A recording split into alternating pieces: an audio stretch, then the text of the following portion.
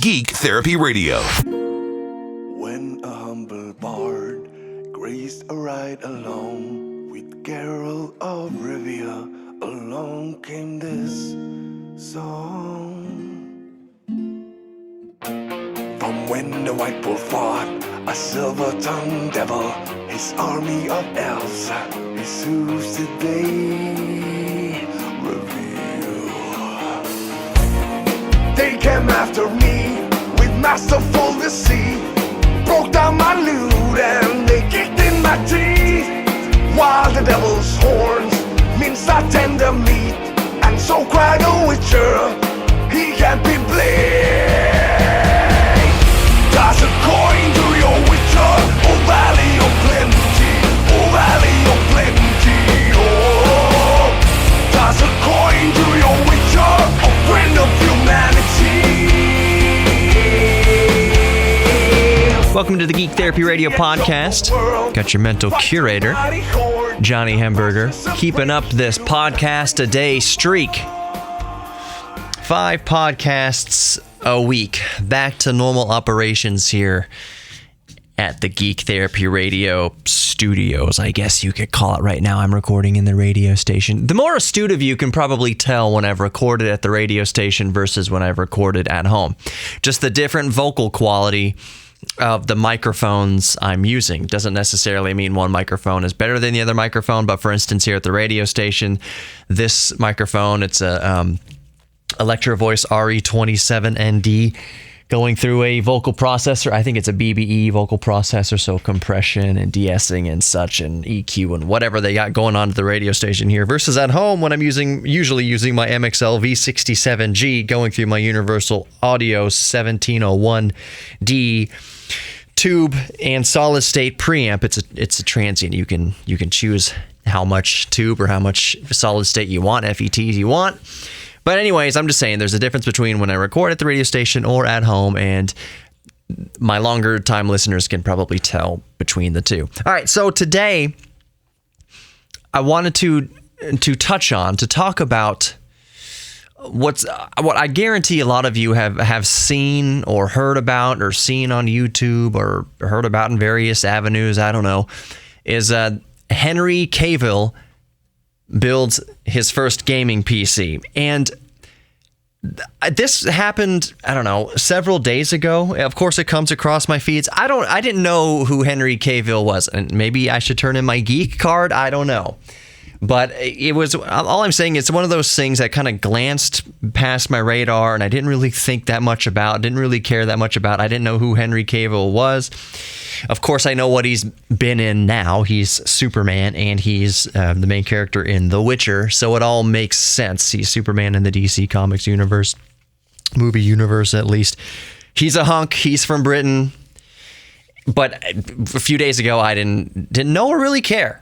But over the past few days, especially on YouTube, all the major channels that I follow, a lot of the channels that I follow have done reaction videos to Henry Cavill building his first gaming PC, and it's this reaction video thing has come back. Remember there was a bunch of hubbub on YouTube about reaction videos and copyright claims from different channels saying, hey, they're copying our concept, and other people saying it's YouTube, you didn't patent this style of video. So anyways, it's back on my radar now because a lot of the big YouTube channels have started to do reaction videos to Henry Cavill building his first gaming PC. So it kind of makes sense because The Witcher is one of the most famous video games of all time, and now it's a TV show, and he plays the main character in that TV show, so Henry Cavill might as well build a gaming PC so they can actually play The Witcher. Now, you can play The Witcher on other systems. It doesn't necessarily require a gaming PC, but still, it's cool to see a celebrity. That's the main thing. It's cool to see a celebrity building a gaming PC, crossing over into our kind of tech sphere, PC gamer enthusiast sphere. So initially, I thought it was cool, but I wasn't going to talk much about it. But now that a whole bunch of channels and various outlets and podcasts are talking about it, I guess I'll weigh in here. And my thoughts are, just that it's cool that a celebrity would even attempt it. I haven't listened to every single reaction video or reaction podcast to Henry Cavill building a gaming PC, but I imagine, whether it's lighthearted or actually meant to be insulting, there are probably some out there in the PC master race who winced at him doing it wrong a little bit here and there. But here's the thing, he really didn't do anything wrong. I mean, for a first-time PC builder, he did a really, really good job. At one point, he had the CPU, which is a Ryzen. It's probably a Ryzen 9. In his video, he has it blurred out for some reason. He doesn't have AMD blurred out, but he has the specific processor blurred out. I have no idea. Maybe he got an early production copy for whatever reason of a 3000 XT series processor. Who knows why he blurred it out on the box in the video, but regardless, it's an AMD build. And at one point he says to be careful with the gold pins. Of course, be careful with the gold pins. Yes, you're right on the money there. He put it in with the arrow not lined up into the correct corner. On a CPU, there's a little arrow etched into the CPU itself, and then there's an arrow on the socket of the motherboard itself. You line up those two arrows, and that's how it goes. But he didn't have it lined up correctly the first time. He quickly caught it and relined it up. There's a whole lot of comments on these videos of 30 seconds in and it's already better than the Verge builds custom PC. A lot of us remember that train wreck of a PC build video from the Verge, no less. Like, this is is a major technological outlet, and their PC build guide it almost seemed like an April Fool's joke. It was so bad. So Henry Cavill, there's a points in this PC build when he's looking at the instructions. He's looking at the instructions for his motherboard. He's looking at the instructions for his PC case. And I'm sure there are those out there who are elitists in the PC master race who would scoff, especially knowing us men, especially us male PC master race members. We don't like to look at instructions. And we might look down on folks who do look at instructions. I'm a man. I've built enough PCs. I don't need to look at instructions. I'm guilty of that myself sometimes. But he looked at instructions. And why shouldn't he? Why shouldn't he? It was a layperson, more or less, building their first custom personal computer. And he did a really, really good job, all things considered. He mounted his AIO cooler heat spreader upside down at one point, but he caught it. My favorite part though, it's not a very long video, but my favorite part is that he mounted the actual pump. It's all in one, but so he mounted the pump to the actual CPU socket upside down so that the LED letters on the display were upside down. And my favorite part is that he didn't immediately fix it.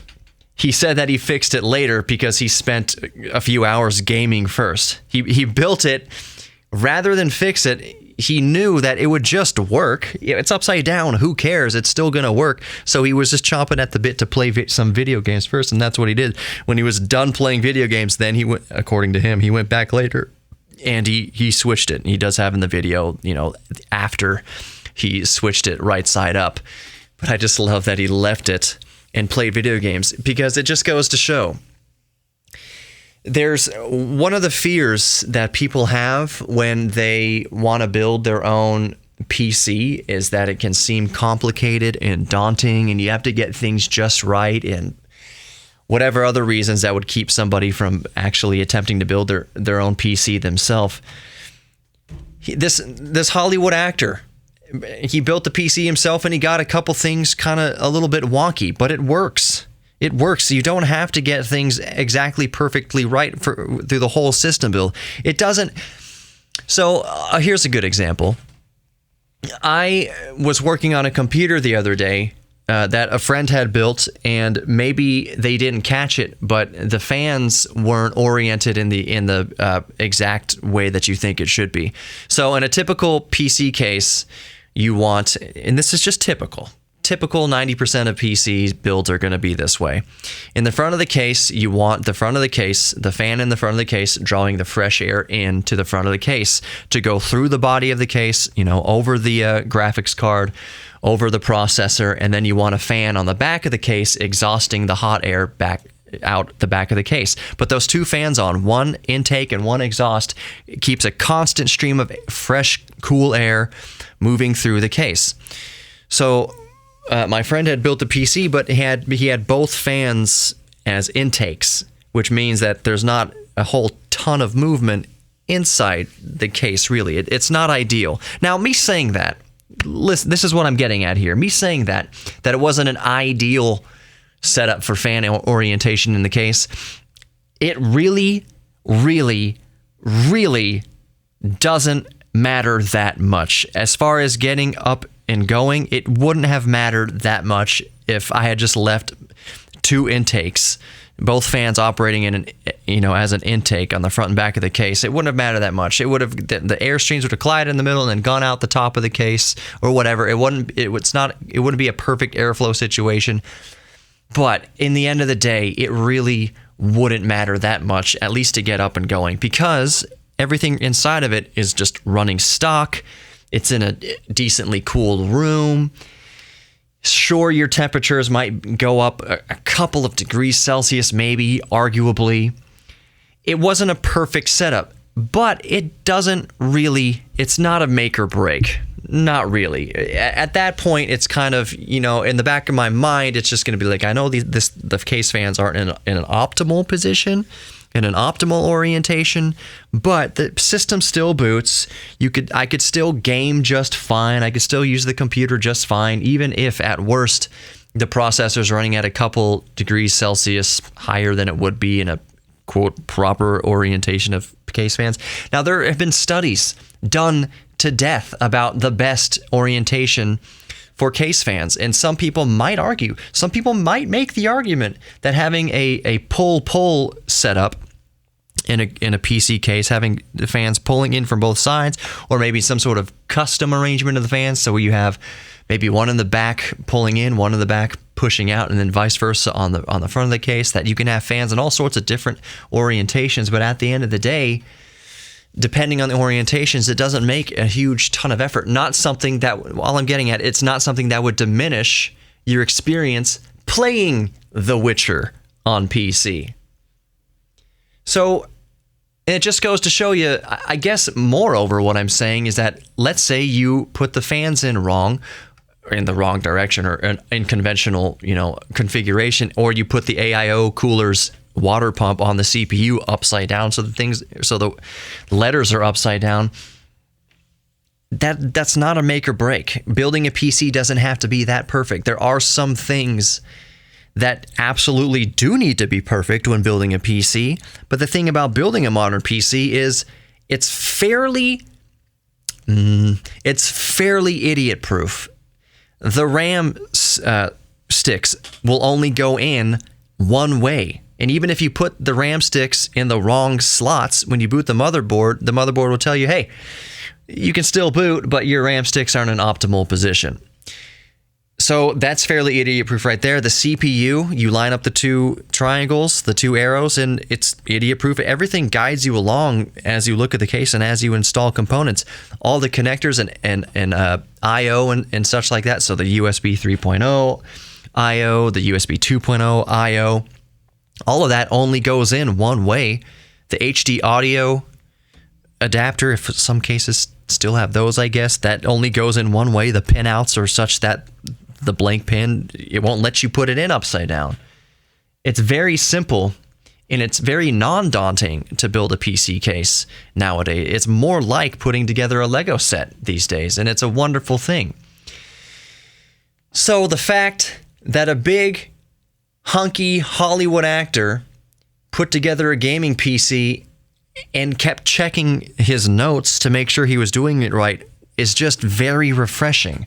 And I hope at the end of the day that Henry Cavill building his own gaming PC will inspire people who were previously scared to do it themselves. Yes, there are a bunch of YouTube channels, Linus Tech Tips and Bitwit and and Austin Evans and all sorts of YouTube channels about building gaming PCs. But maybe to a layperson, that all kind of seems daunting, because it seems like there's this whole ecosystem, this whole universe that surrounds those of us who are in the tech community. And it can be daunting when we're building a gaming PC and we're talking about NVMe slots and M.2 and SATA 2 and SATA 3 and hard disk drives and solid state drives and GPUs and APUs and CPUs and fan profiles and PWM and AIOs and liquid cooling, air cooling. It can be a lot. It can be a lot, so that people who haven't built one before might see things like that, see videos like that, and be daunted just because the community is so passionate about it. It's kind of like if somebody was just thinking about getting into flying RC aircraft and then they went to a drone race. It's pretty intense, and it might be a little bit off-putting. Maybe you don't want to fly a drone. If your first experience with drones is going to a drone race, it might be pretty intimidating. There's a whole world surrounding drone racing.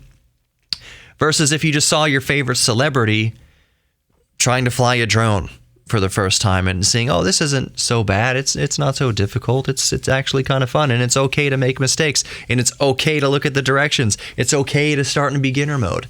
So I hope that's what happened with Henry Cavill building his first gaming PC. I hope that people previously scared to build a gaming PC might see one of their favorite action actors or whatever building a gaming PC and say, well, if an actor can do it, he's not one of these tech guys or tech girls on YouTube. If he can do it, then I can do it. So hopefully that's what I hope comes out of Henry Cavill documenting himself building his first gaming PC.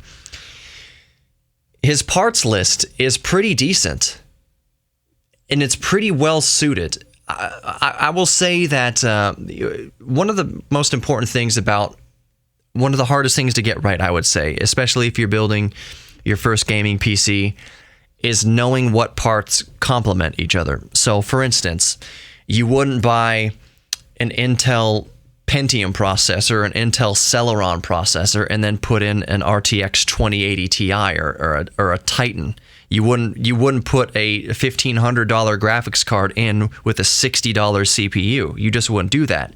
And I've covered this on my YouTube channel even. You wouldn't put a 16 core Ryzen 3900X like I did and then only put in 4 gigabytes of RAM. That's a bad pairing. So for what Henry Cavill did, looking at his build guide, and I don't have it right in front of me, but he definitely has an RTX 2080 Ti. The processor is definitely a Ryzen processor. One would only assume that it's a 7 or a 9. It's probably a 9. It's probably 3900X, if not a 3950X. He has a handful of Samsung Evo NVMe drives. And he has it looks like a 280 mil, 280 rad, a 240 rad. Is it 2 or 4 fans on it? Doesn't matter. It looks like it's paired nicely to the CPU. And why would you get it? It must be a good CPU, because you wouldn't buy a big beefy liquid radiator for a cheap CPU. It's definitely a Ryzen. Definitely a Ryzen. So it's a Ryzen processor, most likely a Ryzen 9 by the looks of it. It looks like he has 4 sticks of RAM. What does he have? Again, I'm not looking at it directly, but it has all LED and RGB and everything like that. It's good, respectable RAM. Is it Corsair? If memory serves, it's Corsair. But it's really good industry standard RAM, and it looks like he has at least, at bare minimum, 32 gigs of it. So 32 gigs of RAM paired with their RTX 2080 Ti, paired with what is definitely a Ryzen processor, what's definitely a high-end Ryzen processor. It looks like the build out was pretty good. The components all complemented each other. The motherboard, I couldn't exactly see what the motherboard was. It looks like an X570. It's probably an F570. Actually, you know what? I'm gonna hold on a second. Get your paper out of the way. Is that a? Okay, it looks like a chipset cooler. It definitely looks like a chipset cooler on there. So yeah, an X570, it's a high-end enthusiast motherboard. His component list is good. It's really good. Let me go back to see what's sitting on his table, if there's any more evidence that I can find. It's an Asus motherboard for sure. Skipping along here, you're bearing with me. This is Geek Therapy Radio reacts to Henry Cavill, reacts to reaction videos of reacting to Henry Cavill builds a gaming PC. He's got good lighting. He pulls a lamp, like an LED lamp out, and he's doing his cable management fairly decently. Let's see, he's putting in the 2080 Ti. Good job, good job. Now I'm just reacting to it. Okay, it's 2 sticks. 2 sticks of memory, definitely RGB. But I can't see the exact model of it. Let's see. Oh, is there any? Look at this screen. Yeah, can't tell. Can't tell exactly what memory he's using. Ryzen, I can't read it. Dagnabbit, that sucks that I can't read it. Why is he being so protective? But it looks like a good loadout. All right, so that's all I wanted to say about that. Hopefully it inspires other people to build their own gaming PCs and just see how rewarding it is to put something together yourself, and that sense of achievement and fulfillment when you put together something yourself and it works. So I was watching another video today, and I'll link it in the podcast description. It's 4K footage of basically mosaics from Mars, from the Curiosity rover and other rovers that have been on Mars. So it's a very cool video. It's in 4K, lots of panoramas and looking around the terrain of the Martian surface. Very cool. And it mentions something that I want to talk about here because I never thought about it in depth. But then he mentioned it in the video, and I'll just mention the video for people who aren't going to click, the link in the podcast description. Oh, it's just called Mars in 4K from a channel called Elder Fox Documentaries. I will link it in the podcast description, like I mentioned. But one thing I hadn't thought about is, in the documentary here, he asked the question, a lot of people wonder why they don't stream high-definition video straight from the rovers down to our computers on Earth, so we can just watch basically live streams from the rover in high definition, because I think you could possibly, maybe theoretically, do it in extremely low resolution, but here's why.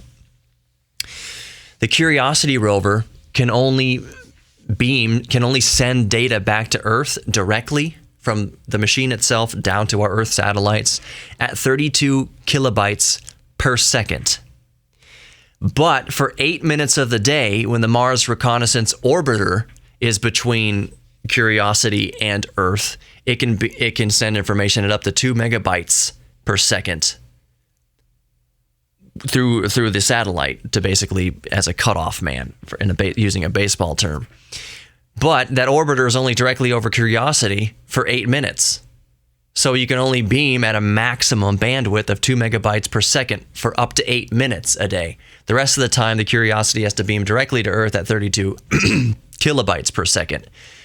So even at 2 megabytes per second, sending a raw data dump of photographic data can be very tedious and slow. And I'd imagine, I actually don't know what kind of compression codec they're using.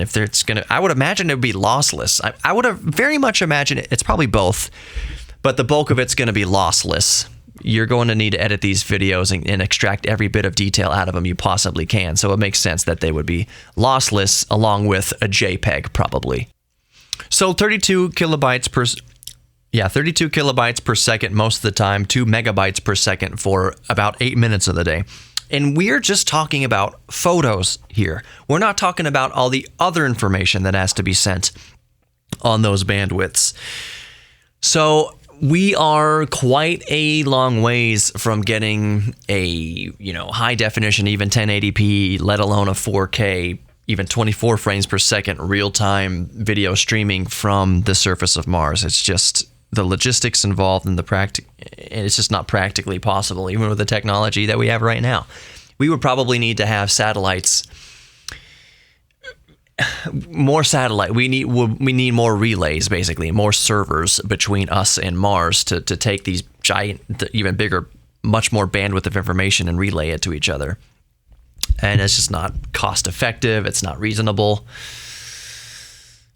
It's just a technological barrier. One day we'll get around it. One day we'll probably beam over laser beam. I have no idea. A much higher bandwidth from planets farther away than Mars, possibly. I don't know. We'll get there one day, maybe. But video streaming from Mars is it's a long ways away. But we'll see. It's fun to think about. I had never put into actual terms the actual bandwidth of information that we could send to and from Mars. 32 kilobytes a second or 2 megabytes per second for 8 minutes of the day. I never had real terms put around it. I do remember hearing that Voyager 1 and Voyager 2, which have long since, for the past few years, left our solar system. They are in interstellar space right now, or at least on the threshold of interstellar space. They are further out than Pluto. They are way, way out there. The most fascinating things, and I'm sure maybe a lot of you have heard this, is that the data being beamed back to Earth was less than like a 2-watt light bulb. It was a very, very low power transmission. And actually, I'm going to look it up right now. So the transmission from Voyager 1 takes 19 hours to get back to Earth. And it still sends signals every single day and will do so theoretically until about the year 2025. That is, if it doesn't get burned up by interstellar radiation or whatever's out there first. So 19 hours for Voyager 1 to send a transmission to Earth. Voyager 2 takes about 16 hours because Voyager 2 is a bit farther behind Voyager 1. Okay, so I found the actual transmission strength of Voyager 1.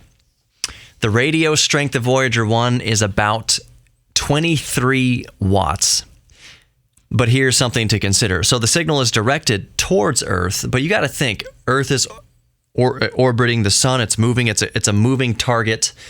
So things have to be just right and aimed just right and at the just right moment of time for their satellites to pick up that stream of water. Picture your faucet running. Picture your sink faucet running, and the Earth is your finger, and you're just moving your finger through that stream of water. That's kind of how you're picking up the data from Voyager 1, I would assume. So Earth goes behind the sun. I don't know if Voyager is always pointed at Earth, but Earth rotates. So even if it doesn't matter the orbit, Earth rotates. So it's still, it's kind of, you can kind of effectively picture it like moving your finger underneath a stream of water. That the stream of water is the data, and your finger is an Earth satellite dish. Anyways, gosh, unless they got satellites in the sky. Anyways, regardless of the details about that, the particulars about that, Voyager is sending out a radio signal at about 23 watts. But since Voyager 1 is 15 billion kilometers, give or take, away from Earth right now, by the time the signal reaches us, this is what's really crazy, that we can even pick this up and retrieve usable data from it. The power is less than an attawatt, otherwise known as a billionth of a watt. So think about a 100-watt light bulb. 100-watt incandescent light bulb. Anyone still using incandescent lights? An attawatt, A-T-T-O-W-A-T-T, is a billionth of a watt. 1 billionth of 1 billionth of a watt. And we can still detect it with our earthbound satellites and satellite dishes and recover data from it, usable data. That's amazing. Oh my gosh. I'm trying not to get too sidetracked here, reading all these facts about Voyager. It's truly amazing. I will wrap up with this. I had a thought today. Johnny had a thought. And I've got a podcast so I can share that thought with you. I forget why this entered my mind, but I just had this notion, and maybe, I don't know if I've talked about it on Geek Therapy Radio before, but we'll see. If I'm doing it again for the second time, fine, whatever. It's unfortunate how society can beat the curiosity out of us. Who was it, Carl Sagan or Neil deGrasse Tyson or Bill Nye? A scientist, I believe, mentioned this notion that, I think it was Neil deGrasse Tyson, that if you see a first grader in a first grade classroom, they're filled with wonder. They're soaking up knowledge. They just want to learn. Their eyes are huge with the world and discovering new things, and that curiosity it's just at its peak. But then as you go through school and go through life, society kind of trains that curiosity out of you. So by the time you get to 12th grade, you ask a 17-year-old or an 18-year-old what they're into, if they're still curious, what they want to learn, they're done with it. They don't go to school with a fascination that they did when they were in first grade. They don't learn with that same sort of curiosity. They're just getting through. And I would wager that most kids graduate high school now, and I can only speak for the United States specifically, that most kids graduate high school and go to college probably because they feel that they have to give themselves the best odds at getting a high-paying job.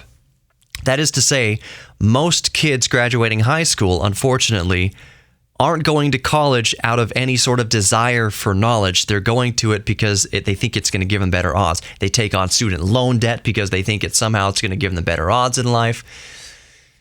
And yes, by and large, you do have more earning potential. That's a critical word there, potential, if you do go to college. I'm not saying don't go to college at all. I'm just saying the motivational factors for going to college for most students, I guarantee you, is just that they think that they have to give themselves a leg up in life, or hopefully a potential leg up in life. That very rarely, I'm not saying it doesn't happen, but increasingly rarely will you find an 18-year-old about to go off to college who's just thirsty for knowledge, who just still has the curiosity. And by the time they're 18-year-old, they go, I want to be a marine biologist. I can't wait to go to college to be a marine biologist. I can't wait to go to UCLA and be a marine biologist. You won't find that too often. You do find that, and I think those are highly successful people that retain that curiosity, and they get bit by this geek bug in whatever field that they got bitten by, and they pursue that. They pursue that STEM field. They pursue that mechanical skill, that engineering field, that mathematics field, the biology field, the medicine field, whatever, because they have a genuine desire. And by the time they graduate, let's say a doctor graduates, let's say a doctor flies through graduate school and they get their doctorate's degree in 7 years or 8 years or whatever the minimum is to be a doctor.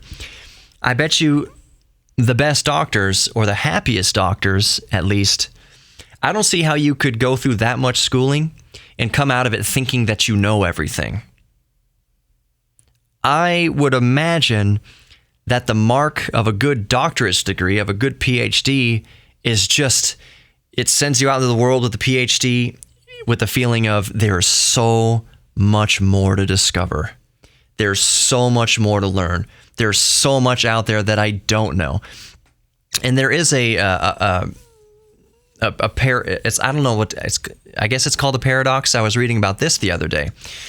This paradox between people with very low levels of education thinking they know everything versus people with very high levels of education knowing that they don't know everything, feeling intimidated more, that with a higher level of education, they feel more intimidated by what they don't know versus somebody with a lower level of education, just enough to know something, thinking that they know everything. And it turns out that the more education you get, the more you realize you don't know. So the naturally curious wouldn't be fearful of what they don't know. They would hunger to learn what they don't know.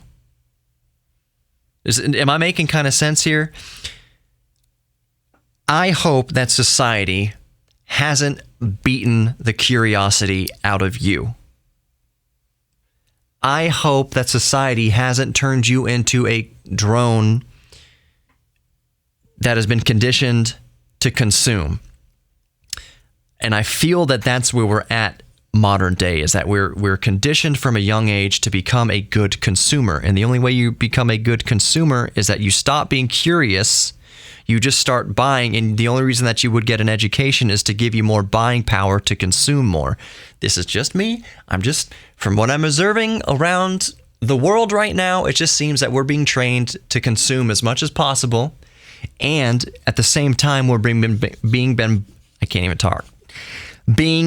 bombarded by this message that if you're sad, you're broken. That it's somehow we should feel shame about going through grief. Somehow we should be ashamed of being sad.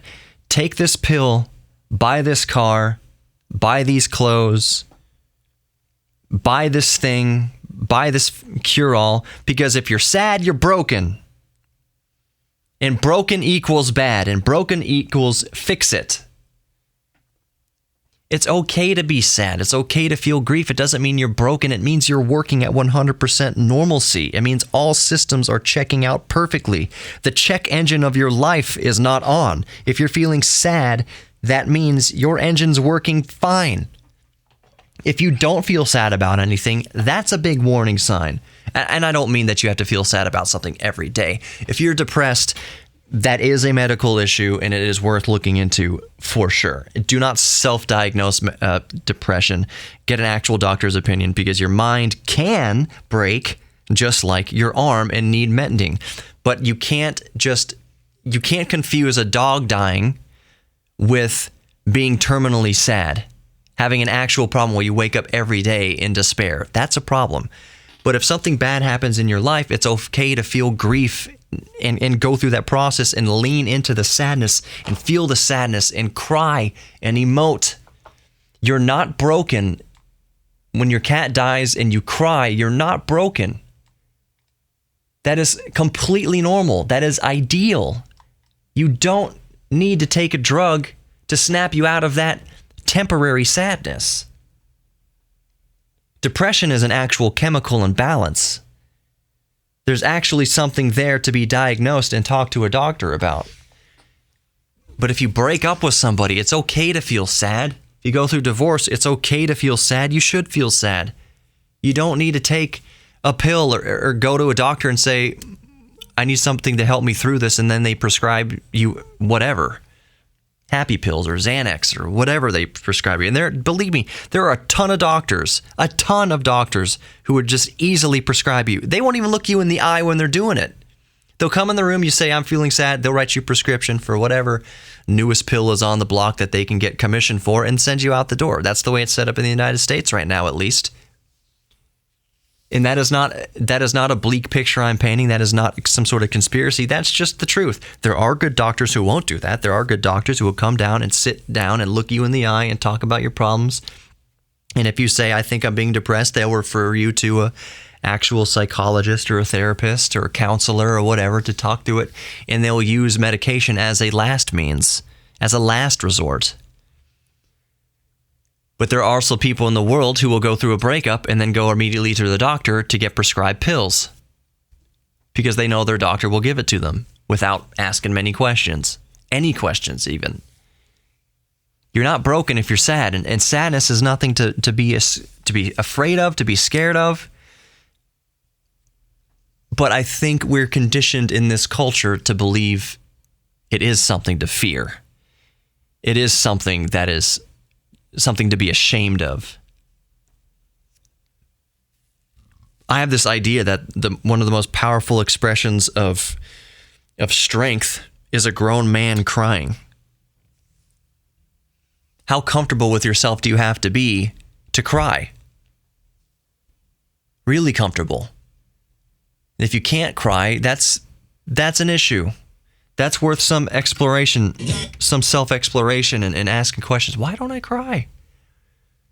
My dad died, my mom died, my dog died, cat died. Why don't I feel anything? That's its own issue. But momentary sadness, going through a divorce, for instance, you can feel it. You're not broken. It's okay. All right, I think I'll start wrapping it up there. I was going to talk about Ryzen CPUs. Maybe I'll talk about 4000 series CPUs in a moment. There's some. I'll talk about it real quick right here on the way out. You might read some articles today or tomorrow, whatever, about new 4000 series APUs coming out from Ryzen with 2 cores, 4 threads, 4 cores, 4 threads, 8 cores, 16 threads, different variation of 4000 series. This first initial release it's not for the end user. You can't go to Micro Center or on Amazon and just snatch up a 4000 series CPU right now. They are for OEM manufacturers, so Dell and HP and Alienware and whatever, Asus. It's for them to put in their OEM systems.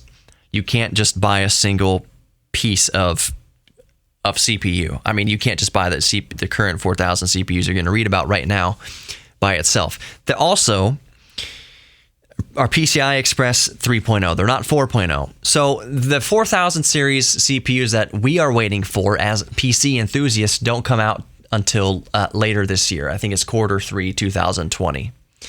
So it's very confusing. AMD is being so confusing right now. I talked about this, and seriously, this is you can see the little meter on the podcast. You know we're about to wrap up here. I talked about this recently, how AMD now more than ever has to tread cautiously. That just because they're nipping at Intel's heels and are even with Intel right now, at best they're even with Intel. Maybe some SKUs of processors out benchmark Intel processors right now. They don't have far enough of a lead. This is my opinion. They don't have far enough, any way you slice it, far enough of a lead over Intel to start messing around with SKUs in numbers and naming schemes and deceit to the customer. I'm not going to say that AMD is purposefully deceiving us, the PC customer, but they sure aren't helping it by being so confusing about it. And they need to play it a little bit safer right now. Right now is not the time. When you're in a tie ball game, is not the time to start experimenting. Do you get what I'm saying? It's 5-5. Now is not the time to. Now's not the time to pull the bench warmer and put him on the mound to pitch the last inning. We're not even in the last inning yet. You need to play it safe right now. You need to just play it straight with the consumer right now. AMD. I know it's tough to be a computer company. I would imagine I haven't owned a computer company or worked for a computer company, but I would imagine it's very tough to be a computer company. I'm not going to place 100% blame on every single person at AMD, but it's getting a little confusing. The waters at AMD and their different SKUs and different processors is getting a little murky, and we don't like that because when Intel does it, it means that there's some stagnation as far as advancements are concerned, and they start relabeling and rebadging and re-tinkering with old stuff and selling it as new. I'm not saying AMD is doing that. I don't think AMD is doing that, but we've seen it before in the past. It's the first sign of a struggling company, a company that's kind of at the end of their roadmap and struggling to stay viable, is this confusion. So while I don't think AMD is purposefully doing that, I think they need to rein it in on the confusion a little bit. Be a little bit more honest with the customer.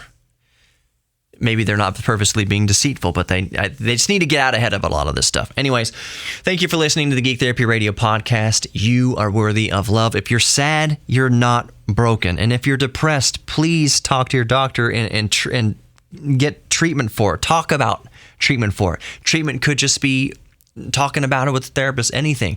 Don't be prideful with your emotions is all I'm saying. Don't be prideful with your depression. Don't be prideful with your sadness. It's okay to feel. And if you're hurt for a prolonged period of time when you know you shouldn't be hurting, address it in a logical manner at that point. You are not a broken person for feeling sad. You are not. You are worthy of love. You are worthy of giving love and receiving love. And you are also worthy of your own self-confidence. So please embrace your inner geek. Find a hobby, a new hobby, an old hobby. Maybe the hobby is working on yourself for now. Who knows? Just don't be afraid to be you. Don't be afraid to ask for help. I love you. There are people out there who love you, and we will try our best to help you love you. Thank you so much for listening to Geek Therapy Radio. I'll talk to you tomorrow. At the edge of the world, fight a mighty horde that bashes and breaks you and brings you to more. He dressed every elf far back on the shelf, high up on a mountain from whence he came. He wiped up your past, got kicked in his chest. He's a friend of humanity, so give him the rest. That's my epic tale. Our champion prevailed, defeated the villain, now pour in some ale. Toss a coin to your witcher, oh valley of plenty, oh valley of plenty, oh. Toss a coin to your witcher, a friend of humanity. Toss a coin to your witcher, oh valley of plenty, oh valley of plenty, oh. Toss a coin to your witcher, a friend of humanity.